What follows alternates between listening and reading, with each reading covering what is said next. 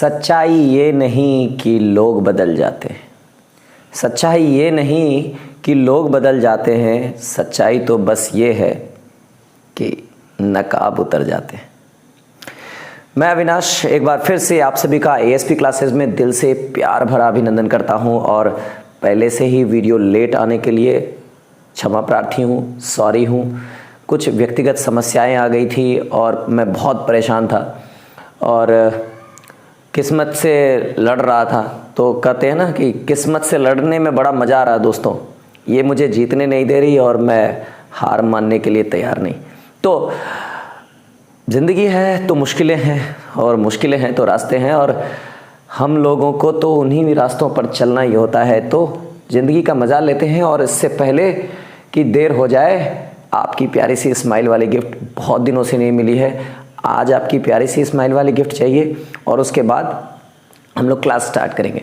तो उम्मीद करता हूँ आपने अपनी प्यारी सी स्माइल वाली गिफ्ट मुझे भेज दी होगी। थोड़ा तबीयत ख़राब है और माइंड मत करिएगा। मैं नहीं चाहता था आप लोगों से इतना दूर रहूं, लेकिन मेरी मजबूरी ही ऐसी थी कि मैं दूर हो गया। खैर, समय है, समय रहेगा तो आगे भी और भी बहुत सारी बातें हैं, हम लोग बात करेंगे। आज हम लोग एक मैथमेटिक्स का एक ऐसा टॉपिक डिस्कस करने वाले हैं जो मैथमेटिक्स में भी काम देगा, रीजनिंग में भी काम देता है। इवन मैथ्स के लगभग हर चैप्टर में कैलकुलेशन के लिए हमें बहुत ज़रूरी होता है। तो सबसे पहले मैं टॉपिक लिख दूं ताकि आप लोगों को क्लियर हो जाए कि हम लोग क्या करने वाले हैं। तो मैथ का टॉपिक है और उसमें भी हम लोग बात करने वाले हैं बहुपद।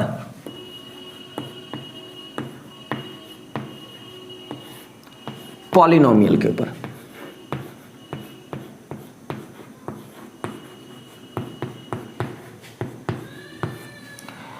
एक्चुअली हम लोग बात मूल रूप से बहुपद के ऊपर नहीं करने वाले, मूल रूप से हम लोग बात करने वाले हैं क्वाड्रेटिक इक्वेशन के ऊपर।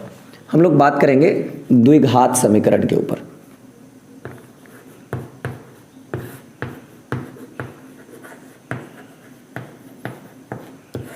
चूंकि मैंने बहुपद शब्द पहले बोला है तो हम लोग इंट्रोड्यूस इसी से करेंगे और इसी के मदद से द्विघात समीकरण को सीखेंगे। द्विघात समीकरण के बाद हम लोग त्रिघात यानी कि क्यूबिक इक्वेशन के ऊपर भी क्लास करने वाले हैं। लेकिन ध्यान रहे दोस्तों, पहले हम लोग क्या करेंगे, पहले हम इसकी बेसिक्स को सीखेंगे और टारगेट हमारा क्या होगा, हमारा टारगेट होगा कि हम लोग इसे बिना कलम के कैसे सॉल्व करें। आज हम लोग पढ़ने वाले हैं क्वाड्रेटिक इक्वेशन के बारे में। लेकिन आप कहोगे सर, हम जब लोग क्वाड्रेटिक इक्वेशन के बारे में पढ़ने वाले हैं तो आपने यहाँ पर पॉलिनोमियल यानी बहुपद क्यों लिखा हुआ है। तो इससे पहले मैं आपको क्लियर कर दूं कि पहले बेसिक इसके बारे में जान लेते हैं और फिर आपको धीरे धीरे समझ में आ जाएगा कि इसका इससे क्या रिलेशन है। पहली बात तो पॉलिनोमियल कहते किसको है। पॉलिनोमियल जब y के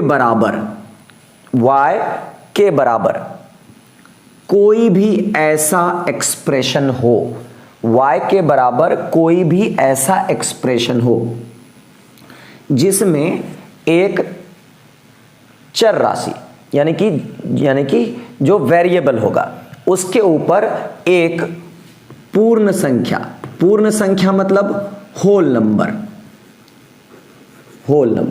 पूर्ण संख्या मतलब होल नंबर का घात हो। y बराबर ऐसा एक्सप्रेशन जिसमें चर राशि के ऊपर यानी वेरिएबल के ऊपर क्या हो, एक पूर्ण संख्या हो, तो उसे ही हम लोग पॉलिनोमियल कहते हैं। एक बार मैं इसको कुछ एग्जांपल के साथ बताता हूं। अगर हम लोग लिखते हैं y बराबर 3x, तो y बराबर 3x में x के ऊपर पावर कितना है, 1 है, जो कि एक पूर्ण संख्या है। इसे हम लोग क्या कहेंगे, पॉलिनोमियल।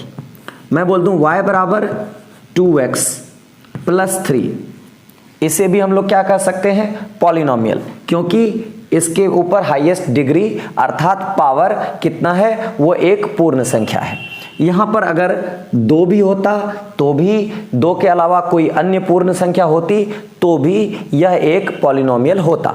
यहां पर चर राशि सिर्फ एक में ही होगा क्या, नहीं, इसमें भी है, इसमें है। यहां पर अगर x कुछ भी नहीं लगा हुआ है, तो इसके ऊपर पावर 0 रख सकते हैं। और 0 भी क्या है, एक होल नंबर है, पूर्ण संख्या है, इसलिए हम कह सकते हैं यह एक पॉलिनोमियल है। अब मैं अगर ये पूछूं आपसे कि y बराबर 2, क्या ये एक पॉलिनोमियल है, तो वो हाँ, ये भी एक पॉलिनोमियल होगा, क्योंकि अगर यहाँ पर कुछ नहीं है मीन्स x के ऊपर पावर 0 है, तो यह भी एक पॉलिनोमियल होगा। लेकिन मैं अगर आपको ये कहूँ कि y इक्वल्स टू √x, क्या ये पॉलिनोमियल है, देन बुआ आप कह सकते हो कि ये पॉलिनोमियल नहीं होगा।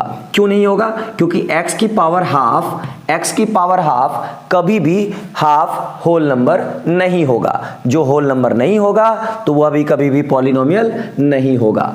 तो उम्मीद करता हूं आप पॉलिनोमियल को के बेसिक बात को समझ गए होंगे।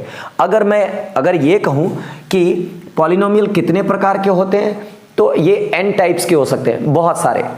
जैसे कि मैं कहूं कि जब एक्सप्रेशन का y बराबर एक्सप्रेशन का हाईएस्ट डिग्री या हाईएस्ट पावर क्या हो, 0 हो, हाईएस्ट पावर 0 हो, मीन्स कि अगर मैं कह दूं y बराबर 2 कह दूं, तो इसमें x की अधिकतम पावर क्या होगी, तो 0 होगी। तो मैं इसे कह सकता हूं यह भी एक पॉलिनोमियल है। तो हाईएस्ट डिग्री के हिसाब से पॉलिनोमियल के कई प्रकार होते हैं। जैसे मैं कह दूं कांस्टेंट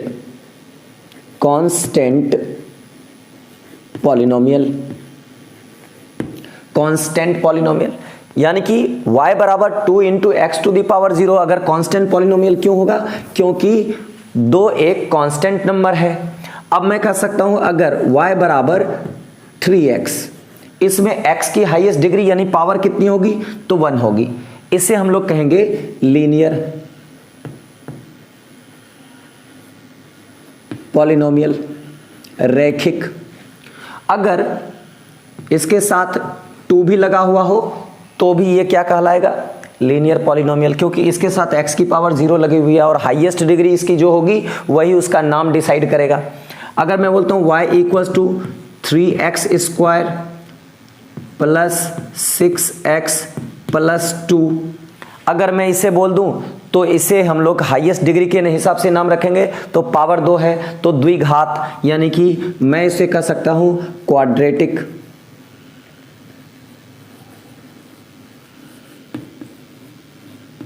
पॉलिनोमियल। अब मैं ये कह दूं कि अभी द्विघात पॉलिनोमियल और द्विघात समीकरण यानी इक्वेशन में क्या अंतर है, बस अभी 1 मिनट में आपको समझा दूंगा, आपका सारा कंफ्यूजन क्लियर हो जाएगा। और आप पूरे वीडियो को देखिएगा, अगर आप पूरा देखते हैं तो बेसिक के साथ साथ आपको ऐसे ट्रिकी अप्रोच बताने वाला हूं जिससे ये सारे बड़े बड़े इक्वेशंस चुटकी में सॉल्व होंगे, बिना कलम उठाए सॉल्व होंगे। तो उम्मीद करता हूं पूरी वीडियो देखोगे। हाँ, अगर आप थक जाते हो वीडियो को पॉज कर दो, थोड़ी देर रेस्ट कर लो, उसके बाद देखो, लेकिन पूरी देखना ताकि आपका कॉन्सेप्ट पूरा क्लियर हो। तो अब मैं कह दूं क्वाड्रेटिक पॉलिनोमियल, इसी तरह से अगर हाईएस्ट डिग्री 3 हो जाए, जैसे 3x cube plus 5x square plus 6x plus 7 equals to 0, मैं अगर ऐसा कह दूं हाईएस्ट डिग्री इसमें क्या हो गई 3, तो यही क्या हो जाएगा, क्यूबिक पॉलिनोमियल। और इसी तरह से ये हाईएस्ट डिग्री के हिसाब से बहुत सारे हो सकते हैं, त्रिघात, 4 घात, 5 घात, बहुत सारे हो सकते हैं। तो हम लोगों को मूल रूप से जो पढ़ना है, स्टार्ट करना है, चूंकि हम लोग लीनियर पॉलिनोमियल यानी कि लीनियर पॉलिनोमियल और इक्वेशन को आसानी से सॉल्व करना जानते भी हैं। हम लोगों को मूल रूप से जो सेट करना होता है, बहुत ज़्यादा टाइम लगता है, वो क्वाड्रेटिक में। तो क्वाड्रेटिक पॉलिनोमियल और क्वाड्रेटिक इक्वेशन में बस ज़रा सा का अंतर है। जब y बराबर हमारा 0 हो जाए, जब y बराबर हमारा 0 हो जाए तो उसे ही क्वाड्रेटिक इक्वेशन कहेंगे। यानी कि जब क्वाड्रेटिक पॉलिनोमियल में क्या था, y equals to maximum power 2 वाला इक्वेशन होता था। अब मैं क्या कह सकता हूं, जब y बराबर क्या हो जाए, 0 हो जाए, तो उसे हम लोग क्या कहेंगे, तो उसे हम कहेंगे क्वाड्रेटिक इक्वेशन। जब क्वाड्रेटिक पॉलिनोमियल में y बराबर क्या हो जाए, हमारा 0 हो जाए, तो उसे हम लोग क्या कहेंगे, क्वाड्रेटिक इक्वेशन। अब क्वाड्रेटिक इक्वेशन से पहले हम लोगों ने पॉलिनोमियल पे क्यों बात किया, आप लोग समझ गए होंगे। ये हम लोग द्विघात समीकरण को आसान भाषा में समझते हैं। द्विघात समीकरण का मतलब होता है कि अब आप देख लीजिए, इसमें हाईएस्ट डिग्री क्या होगी, 2 होगी, यानी अधिकतम पावर 2 होगा, और उसका रूप कैसा होगा, कुछ इस तरह का, ax² plus bx plus c, और इसमें ये निश्चित होगा कि a b c ये रियल नंबर होंगे, रियल नंबर अर्थात वास्तविक संख्याएं होंगी, वास्तविक संख्याएं होंगी, और a कभी भी 0 के बराबर नहीं होगा। जैसे ही a अर्थात अधिकतम पावर वाले चर राशि, अधिकतम पावर वाले चर राशि यानी कि वेरिएबल क्या, गुणांक अर्थात कोएफिशिएंट a कभी भी 0 के बराबर नहीं होगा। अगर 0 के बराबर होगा तो ये कभी भी अधिकतम पावर 2 रह ही नहीं जाएगा, और इसे क्वाड्रेटिक इक्वेशन नहीं कहेंगे। क्वाड्रेटिक इक्वेशन होने के लिए अधिकतम पावर का 2 होना अनिवार्य होगा। दूसरी बात कि इसे द्विघात समीकरण है तो इसके अधिकतम 2 संभव उत्तर होंगे। अधिकतम कितने संभव उत्तर होंगे, तो 2 संभव उत्तर होंगे। उसमें से एक को हम लोग अल्फा और दूसरे को हम लोग बीटा से डिनोट करेंगे। एक को हम लोग अल्फा और दूसरे को हम लोग बीटा से डिनोट करेंगे। और इसे निकालने के लिए श्रीधराचार्य इंडियन मैथमेटिशियन श्रीधराचार्य जी ने एक फॉर्मूला दिया था, -b plus minus √b² minus 4ac divide by 2a। इसमें आप लोगों ने 10th क्लास में भी इसे अच्छे से बनाया भी होगा और इससे परिचित होंगे भी। तो मैं इससे पहले ज्यादा टाइम वेस्ट करूं, मैं तुरंत में बता दूं कि श्रीधराचार्य जी ने क्या फॉर्मूला दिया था, -b plus minus √b² minus 4ac divide by 2a। अब हम लोग कहते हैं इसका नेचर मतलब प्रकृति, इसकी प्रकृति, नेचर ऑफ द रूट्स। आपको रूट्स क्या है, इसी अल्फा बीटा को हम लोग क्या बुलाते हैं, रूट। हिंदी में इसे मूल के नाम से बुलाते हैं। तो इसके कितने मूल हो सकते हैं, अधिकतम संभव 2 उत्तर होंगे। इसका उत्तर जरूरी नहीं कि 2 हो, लेकिन अधिकतम 2 हो सकते हैं, कम से कम 1 भी होगा। अगर क्यूबिक होगा तो उसके अधिकतम उत्तर 3 होंगे, कम से कम 1 भी होगा। तो अब इससे पहले कि मैं आप लोगों को और क्लियर करूं नेचर ऑफ द रूट्स, पहले समझ लो। देखो, नेचर ऑफ द रूट्स का मतलब क्या हुआ कि ऐसी चीज जिससे मुझे ये पता चल जाए कि अल्फा और बीटा यानी जो 2 उत्तर होंगे उसका नेचर कैसा होगा, रियल नंबर होगा, इमेजिनरी नंबर होगा, ये परिमेय संख्या होगी यानी रैशनल होगा कि इररेशनल होगा, एक ही आंसर आएगा कि 2 उत्तर आएंगे, मतलब हर चीज जो डिसाइड कर दे। तो आप लोगों ने संख्याओं के प्रकार में अच्छे से एक चीज पढ़ा होगा कि किसी भी नेगेटिव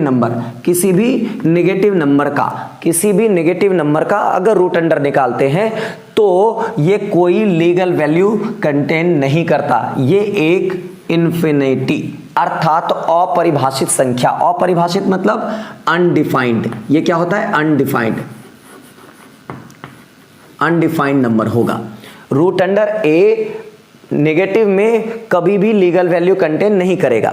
तो नेचर ऑफ द रूट्स कौन डिसाइड करेगा, तो जो रूट अंडर के अंदर में जो भी नंबर होंगे वही डिसाइड करेगा कि इस पूरे इक्वेशन का जो लीगल 2 रूट्स आएगा उसका नेचर कैसा होगा। कौन डिसाइड करेगा, रूट के अंदर वाले दोनों नंबर। इसका मतलब ये है कि सिर्फ और सिर्फ रूट के अंदर वाला ये वैल्यू ही ये डिसाइड अगर कर रहा है कि नेचर क्या होगा, तो हम लोग इसे ही डी अर्थात डिस्क्रिमिनेंट अर्थात डिसाइड करने वाला पुकारेंगे।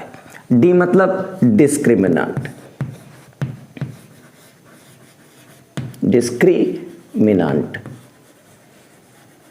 डिस्क्रिमिनेंट का मतलब डिसाइड करने वाला है वो कि इसका नेचर क्या होगा, अल्फा का बीटा का। अब मैं ये दिखाता हूं कि ये कैसे डिसाइड करता है। इसके लिए हम लोग एक छोटा सा चार्ट बनाएंगे। अब छोटा सा चार्ट बना के मैं दिखाने की कोशिश करता हूं ये डिसाइड कैसे करता है।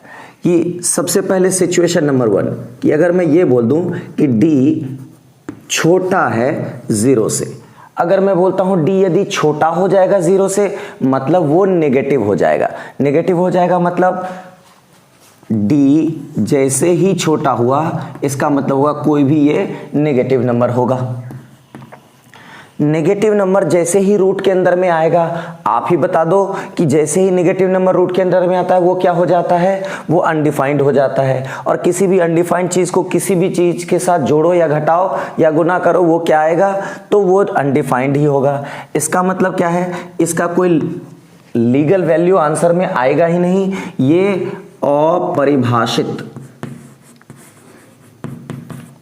अपरिभाषित रहेगा, यानी कि इसका कोई लीगल वैल्यू नहीं आएगा। कब, जब d 0 से छोटा हो जाता है। तो कंडीशन नंबर 2, d अगर इक्वल हो जाता है 0 के, जैसे ही d इक्वल हो जाएगा 0 के, इसका मतलब b स्क्वायर माइनस 4ac क्या हो गया, इक्वल हो गया 0 के।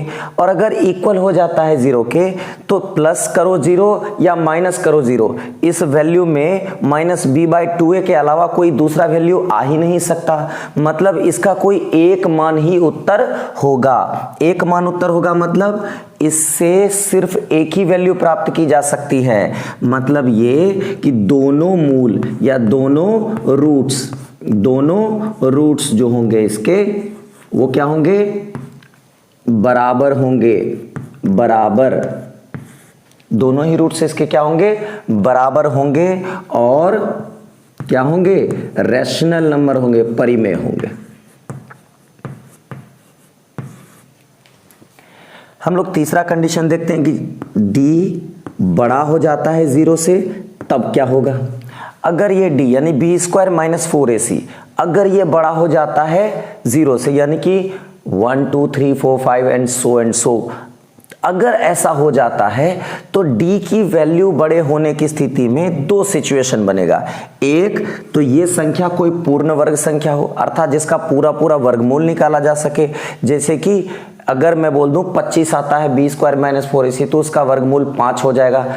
64 आता है, 16 आता है, 9 आता है, कुछ भी ऐसा जो कि वर्गमूल पूरा पूरा निकल जाए, तब क्या होगा, यानी कि पूर्ण वर्ग संख्या हो जाए।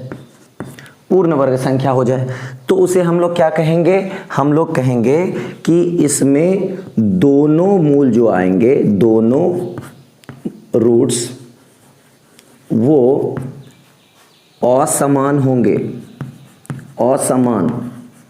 और दोनों रूट्स असमान के साथ साथ क्या होंगे, परिमेय संख्या होंगी, यानी कि रैशनल नंबर होंगे। अब मैं इसी का दूसरा सिचुएशन इमेजिन करवाता हूं, d इज ग्रेटर देन 0 हो लेकिन ये पूर्ण वर्ग संख्या ना हो, पूर्ण वर्ग संख्या ना हो, तब क्या होगा। अगर पूर्ण वर्ग संख्या नहीं आएगा तो कुछ भी यहां पर कोई ना कोई एक अपरिमेय संख्या अगर आती है, जैसे मैं कह देता हूं यहां पर वैल्यू आ जाता है 17, तो रूट अंडर 17 एक अपरिमेय संख्या होगी। और अपरिमेय संख्या में किसी भी संख्या को जोड़ो तो वो अपरिमेय होगी। मतलब दोनों रूट्स क्या होंगे इसके, दोनों रूट्स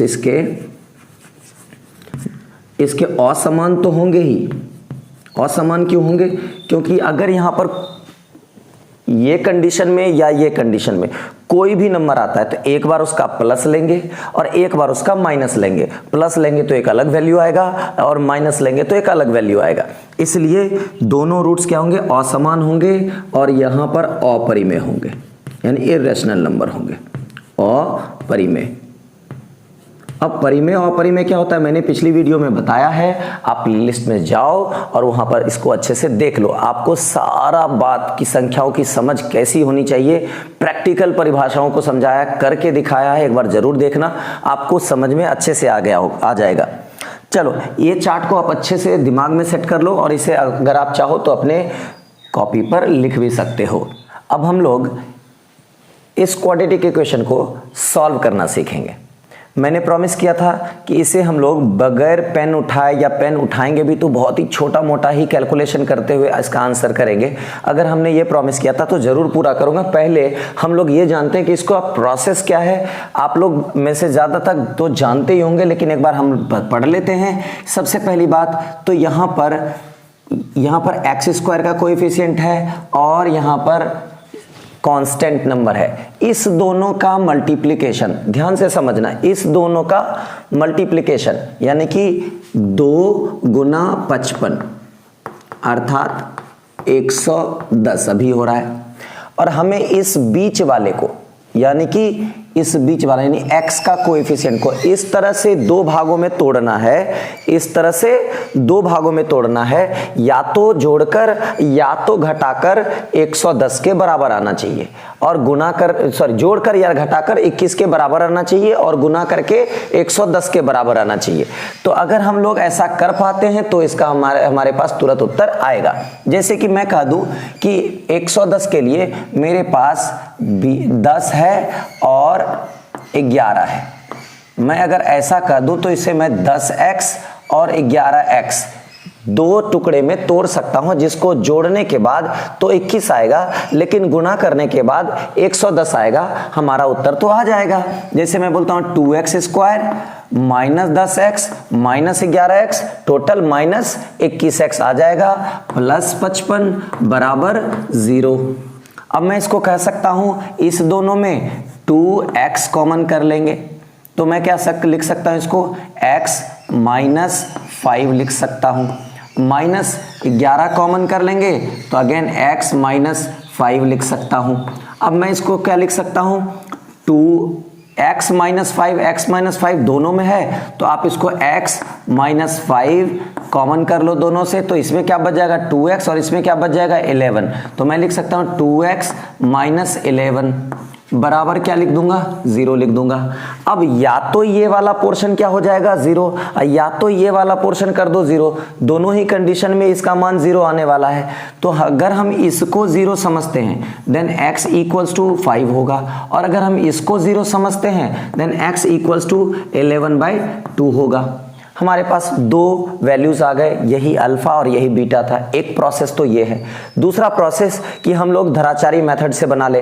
इस हिसाब से कैसे करेंगे तो इसमें हम लोग करेंगे माइनस बी के जगह पे क्या है माइनस 21, मतलब माइनस बी करेंगे तो ये क्या हो जाएगा प्लस 21, क्योंकि माइनस माइनस प्लस हो जाएगा तो plus 21 plus minus root under B square का मतलब अगेन 21 का स्क्वायर माइनस 4 इंटू ए के जगह पे 2 है और सी के जगह पे 55 है, डिवाइड बाय 2 इंटू ए के जगह पे 2 है।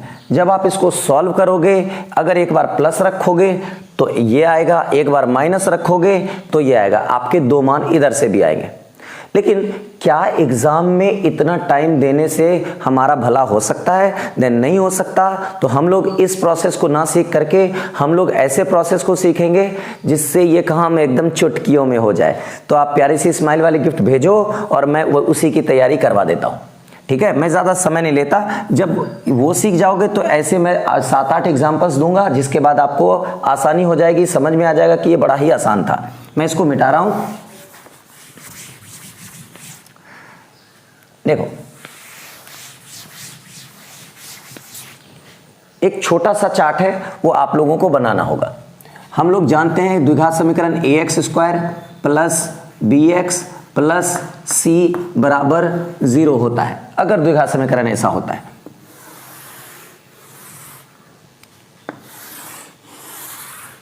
देखो अब आपको क्या करना है, यहां पर जो दोनों ही रूट हैं वो पॉजिटिव होगा कि नेगेटिव होगा कि दोनों पॉजिटिव होगा कि एक पॉजिटिव एक नेगेटिव होगा, इसका निर्धारण आपको b का साइन और c का साइन करता है। b का साइन इसमें क्या है पॉजिटिव है, c का साइन इसमें क्या है पॉजिटिव है, यानी कि यही डिसाइड करेगा कि अल्फा का साइन क्या होगा बीटा का साइन क्या होगा। जैसे मैं दिखाता हूं साइन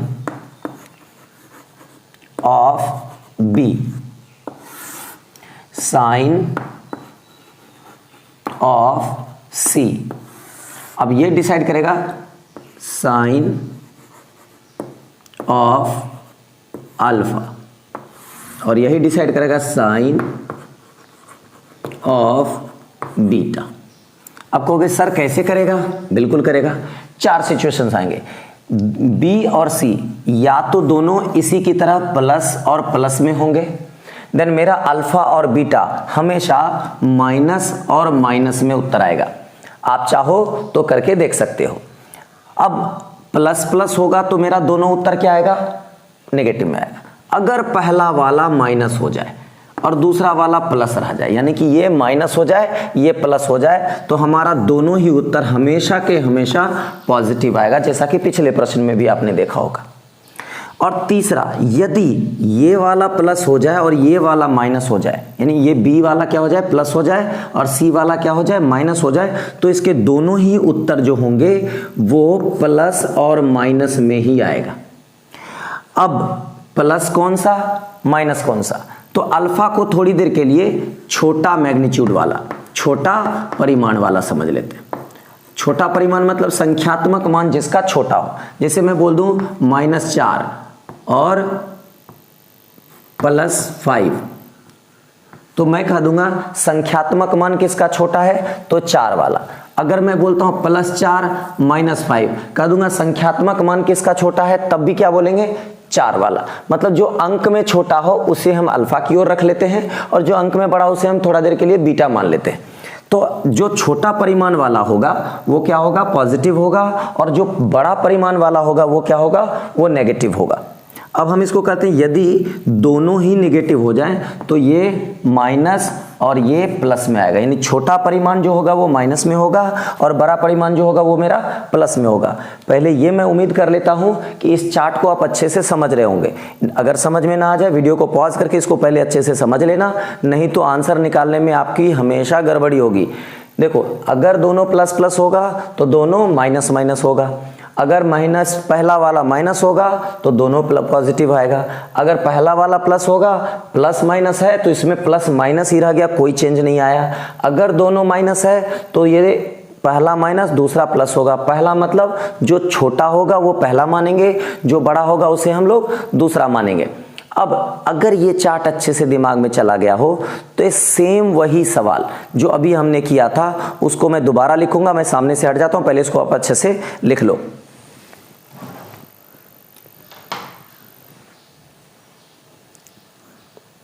मैं उसी सवाल को लिख देता हूं, 2x² - 21x + 55 = 0। अब हम इसको सॉल्व करने की कोशिश करते हैं। दो बात का ध्यान रखना, अगर दोनों ही साइन एक जैसा हो अल्फा बीटा का, जैसे इस दोनों में, तो आप जो बीच का टुकड़ा होगा हमेशा ये दो टुकड़ा जोड़कर पूरा होना चाहिए। जोड़कर मतलब ऐड करके होना चाहिए, तो ये क्या होना चाहिए, जोड़कर होना चाहिए। और अगर ये बीच का ये दोनों उत्तर अलग अलग साइन में हो, जैसे इस दोनों में है, तो हमको ये टुकड़ा कैसे पूरा करना होगा, घटाकर करना होगा। अब मैं एक करके दिखाता हूं, आपका कॉन्सेप्ट क्लियर हो जाएगा। जैसे ये है और इसका मुझे उत्तर निकालना हो, तो पहले ही हम देखेंगे कि ये माइनस है ये प्लस है, मतलब ये दूसरा वाला सिचुएशन, यानी कि इसके दोनों ही उत्तर क्या होंगे, पॉजिटिव होंगे। तो मैं कह देता हूं इसका उत्तर पॉजिटिव, इसका भी उत्तर पॉजिटिव। दो उत्तर आएंगे, दोनों के दोनों पॉजिटिव आएंगे, यानी कि धनात्मक होंगे। अब मैं ये कह दूं इस बीच वाले का टुकड़ा हमको जोड़कर आना चाहिए या घटाकर, तो कहेंगे सर तुरंत जोड़कर आना चाहिए। क्यों, क्योंकि ये दोनों ही एक जैसा उत्तर है। तो अब हम क्या करेंगे, इसको हमको दो टुकड़े चाहिए, तो एक टुकड़ा तो यहां है 2 और इसके अंदर दो टुकड़े हैं 5 और 11, तो मेरे पास कुल 3 टुकड़े हैं। इसी तीनों टुकड़े में से हमको 2 ऐसा टुकड़ा करना है जो जोड़ के हमको 21 आ जाए। तो मुझे देखो 5 दूना 10, एक टुकड़ा 10 का है और एक टुकड़ा 11 का है। बस मुझे छोटे वाले को पहले लिख देना है और बड़े वाले को बाद में लिख देना है। मैंने लिख दिया। अब जो x² का कोएफिशिएंट यानी कि गुणांक है, ये जो 2 है, इस 2 से भाग दे देंगे दोनों में ही। इसको भी 2 से भाग दे दिया और इसको भी 2 से भाग दे दिया। जैसे ही भाग दोगे यही आपका उत्तर होगा। आप देखो 2 पंचे 10, 2 से इसको काट दिया 5.5। ठीक है, अभी जस्ट हमने यही उत्तर निकाला था। एक उत्तर 5 आया था, एक मेरा 11/2 आया था। आप उसको 5.5 भी लिख सकते हो, यही आपके दोनों उत्तर होंगे। चलो एक और एग्जाम्पल लेकर के प्रयास करता हूं कि आपको और अच्छे से समझ में आ जाए। मैं कहता हूं, यहां लिख देता हूं y² - 18y + 72 = 0। Again minus plus है तो दोनों उत्तर मेरे प्लस और प्लस में होंगे। हमको 18 पूरा करना है, ये दोनों क्या होना चाहिए, जोड़ कर आना चाहिए। और मेरे पास टुकड़ा है 72 का। आप ध्यान से देखो, 9 8 72, 9 मतलब 2 गो 3, 8 का मतलब 3 गो 2, मेरे पास इतने टुकड़े हैं। वैसे कुछ जगहों पर जब आप बनाओगे आप डायरेक्ट बता पाओगे कि इसके 2 टुकड़े कौन कौन से होंगे, और वो भी जोड़कर। देखो अगर मैं 9 और 8 में तोड़ता हूं तो जोड़ करके 17 ही आता है। ये हम लोग कर ही नहीं सकते, हम लोगों को क्या करना पड़ेगा, अब 9 और 8 तो हम इसका कर नहीं सकते क्योंकि 9 और 8 17 हो जाता है। तो 12 4 तिया 12 और 6 बरछा के 72, 12 और 6 18 भी होगा। तो हम लोग क्या करेंगे, 6 पहले लिखेंगे और 12 बाद में लिखेंगे। 12 6 18 भी हो गया, अब बरछा के 72 भी हो गया। अब हम लोग क्या कर सकते हैं, इसमें तो कोएफिशिएंट में 1 है, इसलिए कुछ से किसी चीज से भाग देना नहीं है, यही आपका दोनों उत्तर हो जाएगा। इस तरह से हम लोग इस चार्ट की मदद से करेंगे। इस चार्ट को आप दिमाग में रख लीजिए, कुछ एग्जाम्पल मैं यहीं पर लिखूंगा, आप लोग अगर फेयर कॉपी में या कहीं नोटबुक में लिख लेते हैं तो आपको मैं जब भी बोलूंगा प्लस प्लस माइनस माइनस होगा तो मेरे साथ साथ आपको रिपीट करना होगा। आप थोड़ा इस पर ध्यान देंगे। मैं इसको मिटा रहा हूं। हम लोग चारों सिचुएशंस को एक एक एग्जाम्पल से समझ लेंगे और फिर हम लोग अगली वीडियो का इंतजार करेंगे, क्योंकि अगली वीडियो में मैं बड़े बड़े क्वाड्रेटिक इक्वेशन को आसान भाषा में बनाना सिखाने वाला हूं। तो चलो हम लोग इसको देखते हैं। एक्स स्क्वायर माइनस 5x, यानी दोनों के दोनों नेगेटिव हैं। जब भी दोनों के दोनों नेगेटिव था, अभी जस्ट हम लोगों ने देखा था कि जब दोनों नेगेटिव होगा तो हमारा पहला वाला उत्तर माइनस में होगा, दूसरा वाला उत्तर प्लस में होगा। अब यहां पर देखो दोनों प्लस में है, यानी पहला उत्तर और दूसरा उत्तर दोनों के दोनों इसमें क्या होने वाले हैं, माइनस में होने वाला है। पहला माइनस होगा तो दोनों के दोनों उत्तर हमारा क्या होने वाला है, प्लस में होने वाला है। अगर पहला प्लस में हो दूसरा माइनस में तो दोनों उत्तर मेरा प्लस और माइनस में होने वाला है। पहली बात तो हमने सभी का अल्फा बीटा का साइन डिसाइड कर दिया। अब हम लोग क्या करने वाले हैं, अब हम लोग करने वाले हैं टुकड़े लेने वाले हैं। अगर दोनों डिफरेंट साइन है आंसर का तो ये मुझे घटा के होना चाहिए। अब देखो यहां मेरे पास 24 है, हमको गुणा करके 24 और घटा करके 5 चाहिए। तो 8 और 3, 8 को 3 से गुना करेंगे तो 24 और 8 में से 3 घटाएंगे तो 5। तो पहले छोटा वाला वैल्यू लिखते हैं 3 और यहां पर 8 मैंने लिख दिया। अब यहां पर इसका कोएफिशिएंट यानी गुणांक कुछ भी नहीं है, तो किसी भी चीज से भाग ना दो, ये आपका उत्तर हो जाएगा आंसर। बिना कलम चलाए सीधा आंसर लिखना है। अब देखो अगर मैं बोलता हूं 8 तिया 24, मेरे पास क्या है, 3 टुकड़े 2 के हैं, 1 टुकड़ा 3 का है और दोनों साइन सेम सेम है। तो अब मुझे क्या करना पड़ेगा, ये मुझे जोड़ करके चाहिए 24। तो अब हम लोग क्या कर सकते हैं, अभी आप ही बता दीजिए। पहले देखो यहां पर मेरे पास 3 2 है, 2 2 और 2, और यहां पर मेरे पास 1 3 है। तो इस 4 में से ही हमको कितना पूरा करना होगा, 10। तो 2 दूनी 4, 3 दूनी 6, 4 और 6 मिला दो तो 24 भी होंगे और इधर जोड़ के 10 भी आएगा। तो मतलब पहले हम छोटा वाला वैल्यू 4 और 6, पहले छोटा परिमाण लिखेंगे फिर बड़ा परिमाण लिखेंगे, लिख दिया। अब 8 से दोनों में भाग दे दो, 8 से इसमें भी भाग, 8 से इसमें भी भाग। तो आप क्या कर सकते हो, 4 दूना 8, मतलब पहला आंसर मेरा -1/2 होगा और दूसरा आंसर 2 तिया 6, 2 चौके 8, -3/4 होगा। यही आपके दोनों लीगल वैल्यूज होंगे। अब इस पर आ जाओ। अब हम क्या कर सकते हैं, माइनस प्लस, तो दोनों उत्तर प्लस प्लस में होगा। और यहाँ 2 टुकड़े 7 और 8 का, 7 8 15 और 7 8 56, यानी कि पहला टुकड़ा 7 का, दूसरा टुकड़ा 8 का, ये मेरा उत्तर हो गया। अब हम लोग तीसरे वाले पे चलते हैं। तीसरा वाला क्या कहता है, x square plus 2x minus 8, मतलब प्लस माइनस है तो प्लस माइनस ही रहेगा। अब देखो मुझे ये घटा के चाहिए क्योंकि ये दोनों साइन क्या है, अलग अलग है, तो मुझे घटा के चाहिए। घटाएंगे कैसे, तो घटा के देखो, मुझे 8 के लिए मेरे पास 3 टुकड़े हैं, 3 2 है, 2 2 2, तो 4 दूना 8, मैं कर दूं 4 और 2, 4 में से क्या कर दूं, 4 में से क्या कर दूं, 2 घटा दूं तो 2 आएगा, और 4 को 2 से गुना कर दूं तो 8 आएगा। मतलब मेरे पास 2 टुकड़े हैं, 2 का और 4 का। अब मैं आसानी से कर सकता हूँ, इसके साथ कोएफिशिएंट कुछ है नहीं, तो छोटा परिमाण प्लस में होगा, बड़ा परिमाण माइनस में होगा। इस तरह से हम लोग क्वाड्रेटिक इक्वेशन को आसानी से बिना लंबा लिखे, बिना फैक्टर बनाए तोड़ सकते हैं, बना सकते हैं। आशा करता हूँ आपके चेहरे पर प्यारी सी स्माइल वाली एक्सप्रेशन आ गई होगी और मैं ये सोच करके ही खुश हो रहा हूँ। अब आप लोगों को क्या करना होगा, इसके ऊपर छोटे छोटे सवाल लेकर के प्रैक्टिस करना होगा। वीडियो को एक बार नहीं 2 बार देखिए, आपको अच्छे से समझ में आ जाता है। कमेंट बॉक्स में ज़रूर बताइएगा। अगर आपको अच्छा लगे तो इसे शेयर करिए, सब्सक्राइब करिए और प्यारी सी स्माइल वाली गिफ्ट देते रहिए। अपना ख्याल रखिए। जय हिंद मेरे दोस्तों। याद रखिएगा, दूसरा वीडियो भी आएगा इसका, जिस पर मैं और बड़े बड़े कैलकुलेशंस और क्यूबिक इक्वेशन तक जब तक ना पढ़ा दूं तब तक पढ़ाता रहूँगा। आप लोग उसका इंतज़ार ज़रूर करना। तो मुश्किलें आती भी रहेंगी, तब भी आपके लिए वीडियोस ज़रूर लाऊंगा। आप इंतज़ार ज़रूर करना।